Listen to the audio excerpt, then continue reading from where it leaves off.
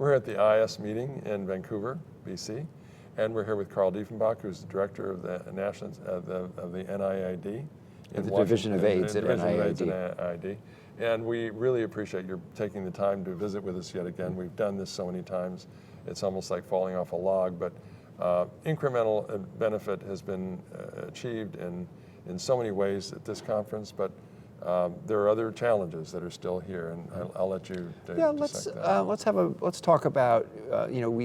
We've had a lot of focus at this meeting on HIV prevention and the importance of combination prevention.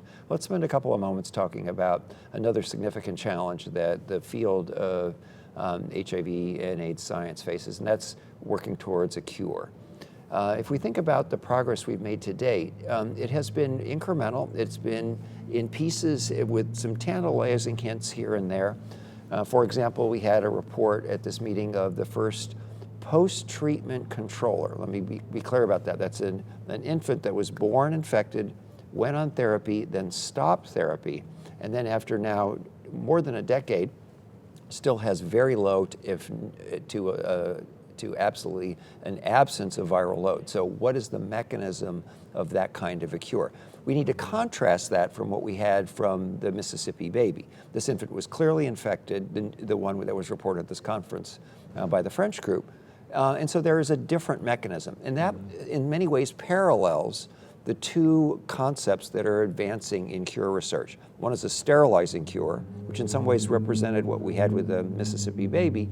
The other is a level of immune control that suppresses the virus below a level of detection, maintains the reservoir at such a low level it's difficult, if not impossible, to find. But there is evidence of virus present. So that plus the other work the French have done in terms of working up their Visconti cohort, the work that was presented here really showed that there's profound, potent CD8 responses, a T-cell based response that seems to be controlling the infection in these individuals. This all points to not a sterilizing cure, but an immune-based pattern of control. I think the other work that we can really highlight is the work that's been done on understanding the reservoir itself, where it persists, how it's maintained, and how it grows. I think there's been a fair amount presented at this meeting about that. Moving forward, what is absolutely clear is there's going to be a need for combination strategies, just like antiretroviral therapy and just like prevention too.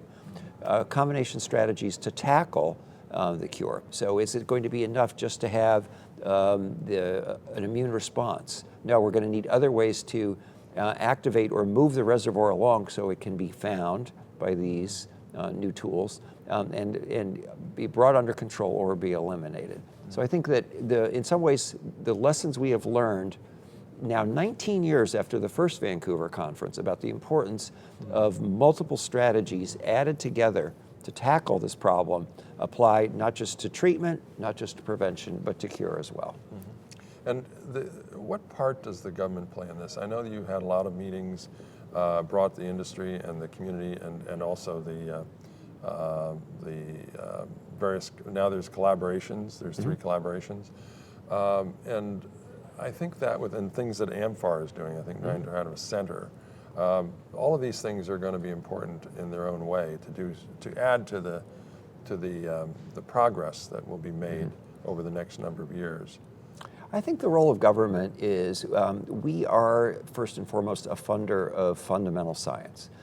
We cannot solve a problem unless we understand it and can define specific targets. If you think about coming back to the analogy of the early days of HIV virology, we defined what the protease was. We defined how it cleaved, where it cleaved. We described the integration process.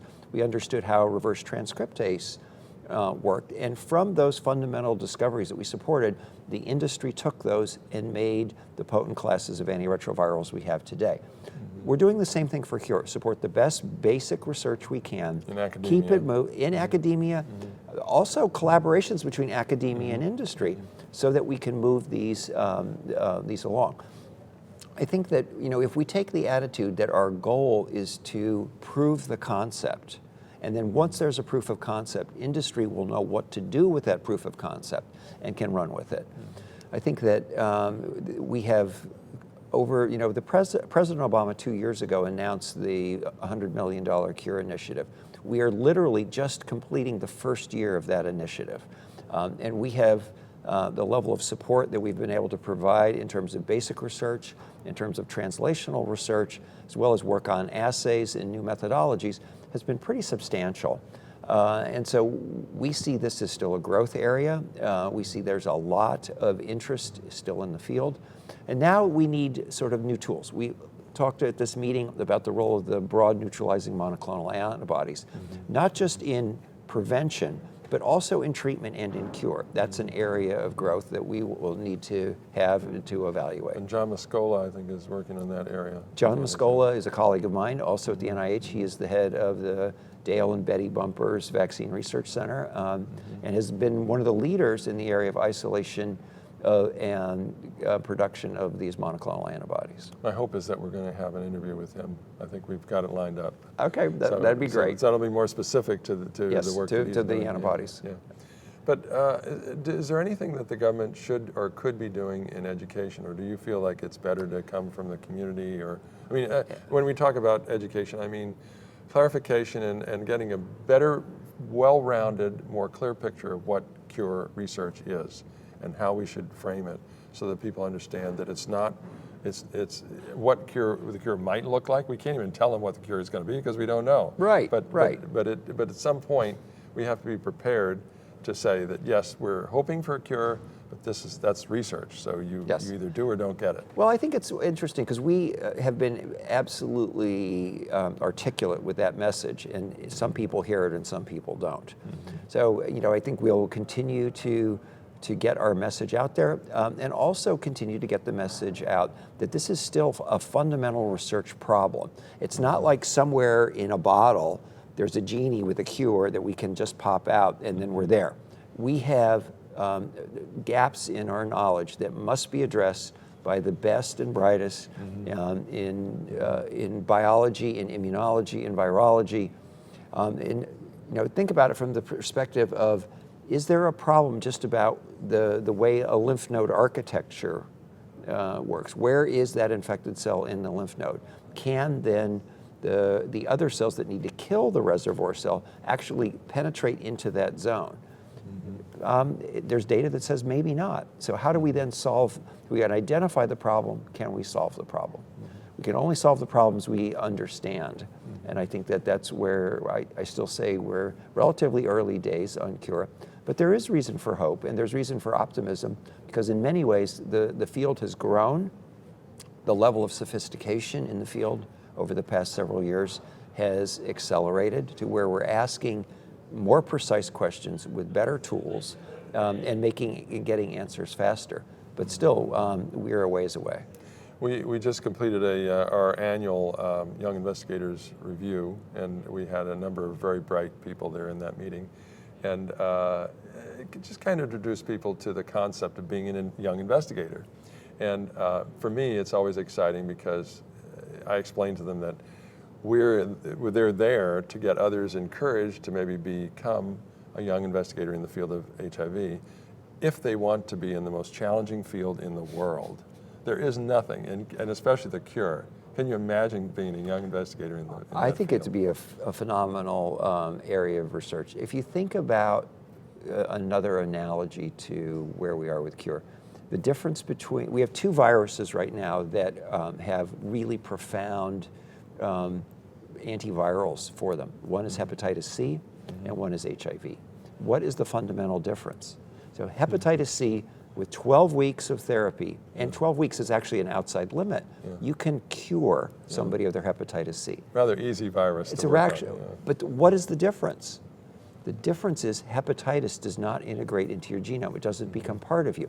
So in many ways, the problem we face in cure research is we are dealing with suppressive therapy that makes the virus go to a level of undetectable. Then what we have are these latently infected cells. In some ways, it's like a cancer. It's the equivalent of minimum residual disease in any cancer, because like with cancer, that's what flares again and comes back. And that's what we are facing with HIV. So complex as it is, we encourage the best and the brightest to get into the field. Absolutely. And I know that you and when I go to these meetings, I'm astounded by some of the intellect, and obviously there's even some of the scientists that say, I didn't get it, you know, and it's complicated. But because it is, I think it's extremely challenging, and I love to be here. I love to be with all these bright young people, and I'm hopeful that there's going to be more of them, because it seems like we're all getting older, and that doesn't. Well, really, we really do need to continue to stimulate the next generation. Yeah. And there are some really spectacular, wonderful young investigators have entered the field, and they will take us very far. I'm glad for that, and I'm glad you see it, because I do too. Thank you very much for being with me. It's always a pleasure, Fred. All right, thank you.